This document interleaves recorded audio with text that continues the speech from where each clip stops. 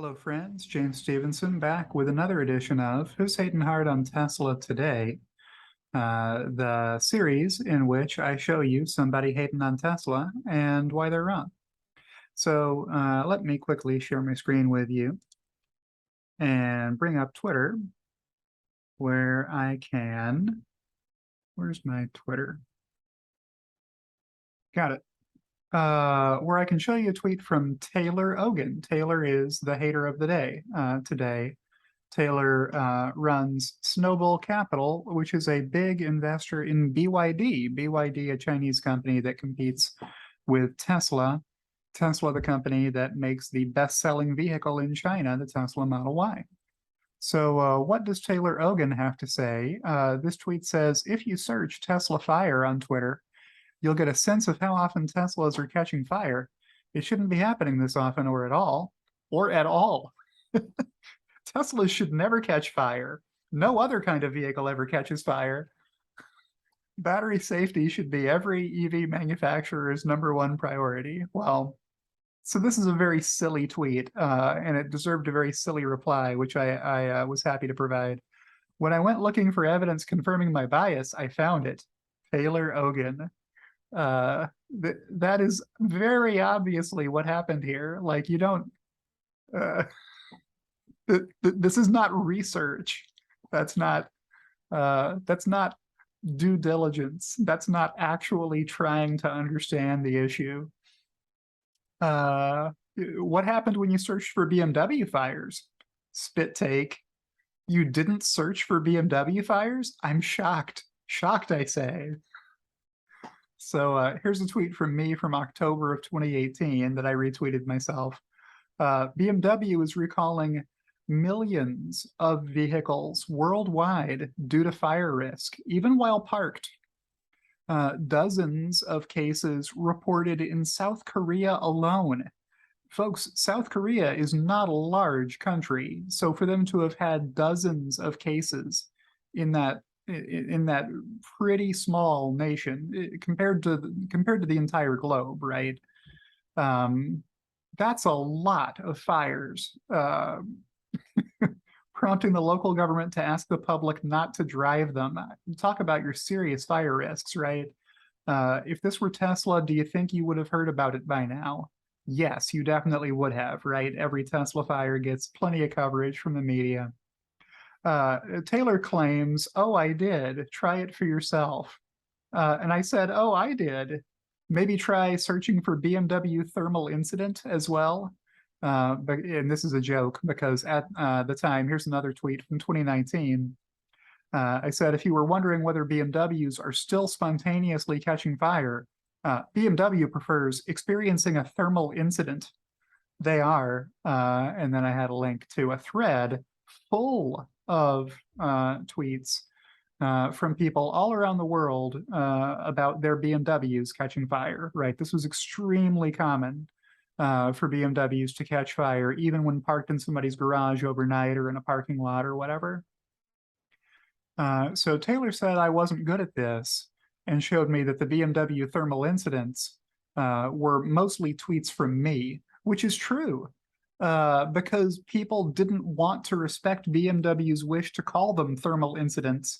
People continued calling them fires because it's extremely silly to refer to a fire as a thermal incident, which is kind of the joke.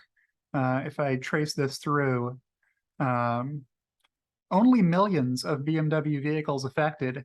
Only twice as many BMWs are at risk of catching thermal incident as all Teslas ever made. Just the 1, 2, 3, 4, 5, 6, and 7 series, and the X1, X3, X4, X5, and X6. And it gets so little press, people who own them don't know. And it's a good thing emergency services arrive so quickly with a thermal incident truck to put out the thermal incident. These are the jokes, folks. They don't get any better than that. Okay, so after he said I wasn't good at this, I said, you don't even attempt basic research. Just go to Google and look for vehicle fire stats, and you'll find them right away. You desperately wish Teslas, the demonstrably safest vehicles on the road, were uncommonly dangerous, and you baselessly claim on Twitter that they are. But all your wishing and tweeting simply does not make it so.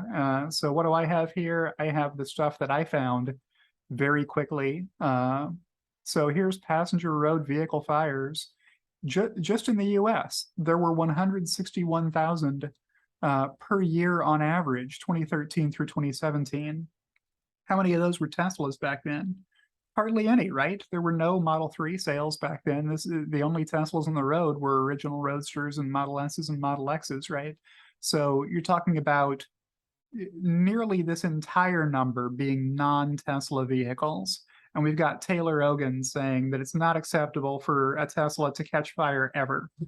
Well, what about the hundreds of thousands of fires per year that are occurring from other brands of vehicle? Are those acceptable? Next we have, what's this? Oh, about roughly 3/4 of the highway vehicle fires reported in the US in 2017 were caused by mechanical or electrical failures, involve cars with model years of 2007 or earlier. So it's really the older cars that are catching fire more often, not the newer cars like Teslas. Let's see here, there's something else here. Consequently, it's not surprising vehicles that are at least 10 years old are at greater risk of fire started by a mechanical or electrical failure or malfunction. You can see that on the chart here, right?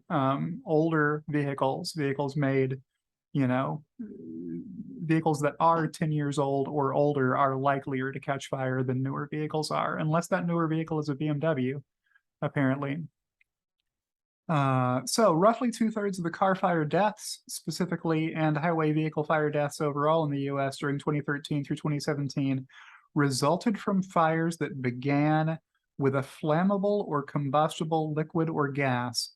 Gasoline was first ignited in more than half of all the highway vehicle fire deaths. So yeah, gasoline burns and combusts.